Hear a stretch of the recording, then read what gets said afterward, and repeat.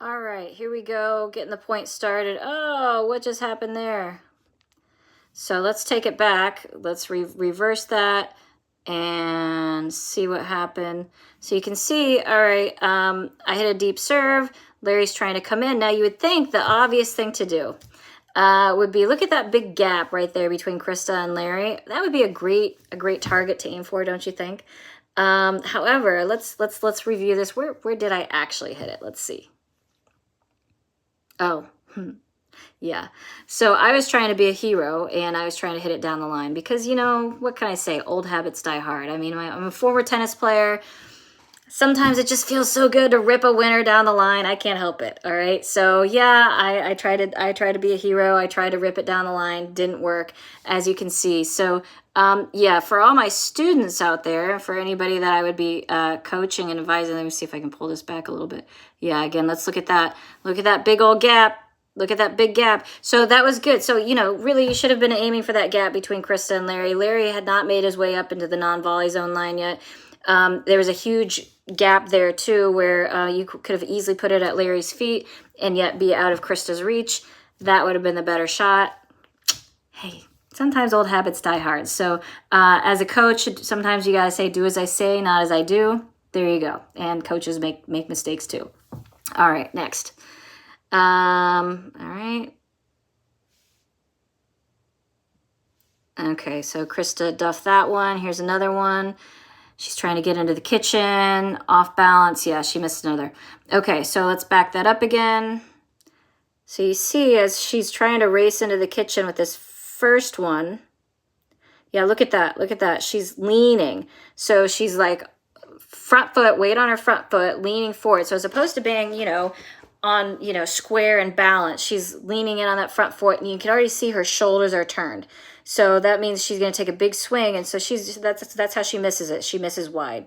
So what she would need to do is take a split step a little bit earlier, so she's balanced as opposed to trying to lean in and try and get that shot. And then she makes a similar mistake here on this next shot, where you can see she's running in, and you see as she's running in, there's no split step there. She's running in and she's trying to get to that ball as opposed to, you know, again, getting balanced and shifting a little bit too. So she kind of got caught off balance too because Jason went down the line, not right at her. But she makes the same mistake here as she's trying to race into the net or into the kitchen, sorry, non-volley zone line. She's off balance, takes a big swing, and ends up missing it long. So, you know, my advice for Krista would be, hey, as you're moving into the kitchen, make sure you're staying on balance. You might need a split step a little bit, you know, half a breath sooner, so that when you get up there, even if you're not totally at the non-volley zone line, you know, you're at least balanced so that you're not swinging wildly and missing them wide or long. All right, next. Here we go. Krista's serving. Good return from Jason. Okay, yeah. All right, so what happened there, what I want to illustrate there is, you know, not a bad service, not a bad serve, not a bad return.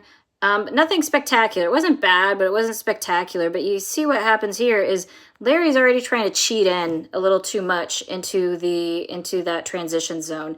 And, you know, it probably wasn't not that good of a shot. And so what ends up happening here, as you can see, is, yeah, Jason makes an easy target out of him and hits it right at his feet. So a common mistake that I see players make, the server's partner make, is they try and move in too quickly to that non-volley zone line. And so that's where some communication can help, where if you're typically the server might get the third shot.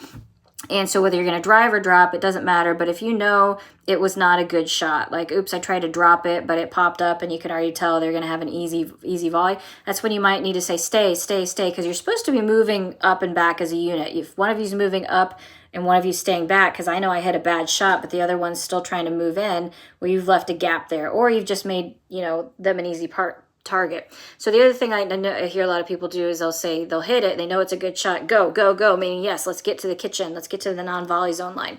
So in this case, you know, there wasn't a lot of communication. That's fine. There typically isn't at this level. But, you know, sometimes just make sure as a server's partner that you're not racing into the kitchen before you know what kind of shot your partner has hit. because otherwise you're either going to leave a wide gap that is easily exploitable, or you're going to make yourself a target as you're trying to get into that non-volley zone line and not leave yourself any room to hit a good shot.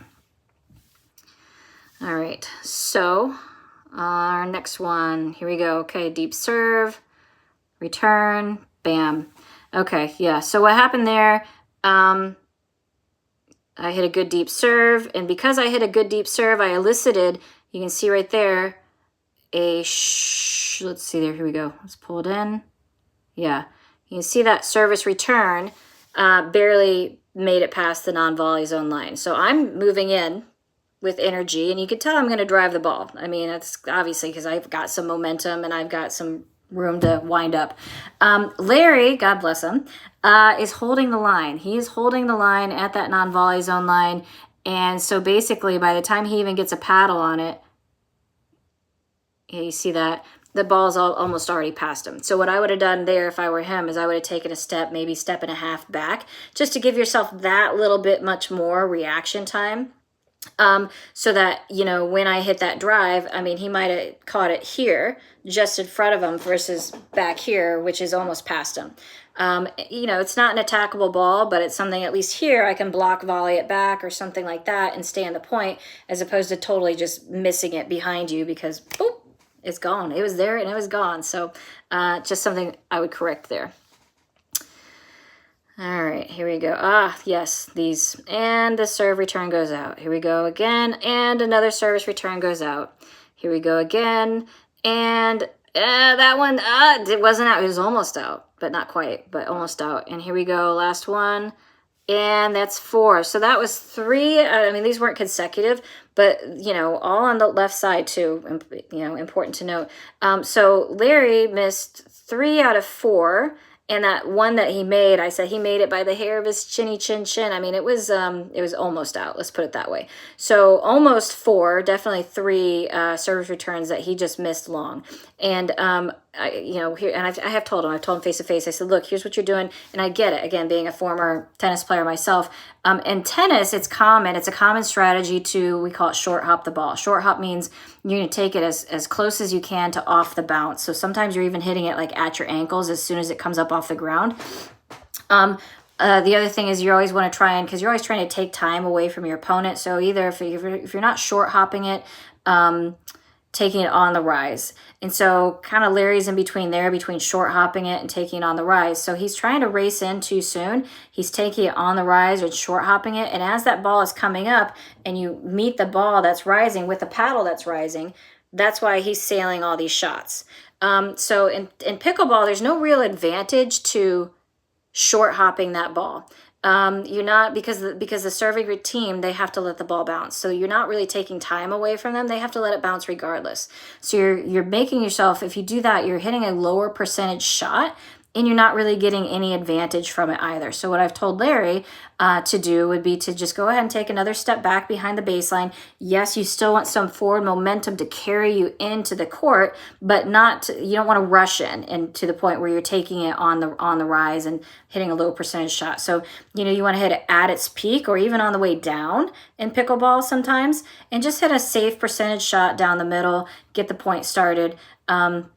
And do that. You still want to return and run and get in there and have some momentum, but not at the expense of hitting low percentage shots on the rise or off the bounce that don't really do anything tactically for you in pickleball. So, ta-da! All right, that's all I got for you today. Tell me what you think. If you like this analysis, if you agree with what I said, if you disagree, if there's anything you disagree with, let me know. I'd like to know. I mean, I can still learn too, but that's how I see it. I call it how I see it. If you have any videos you want to send me, let me know. Haley'sPickleAcademy@gmail.com. Maybe I will feature your video in one of these analyses. So take care. We'll see you on the pickleball court.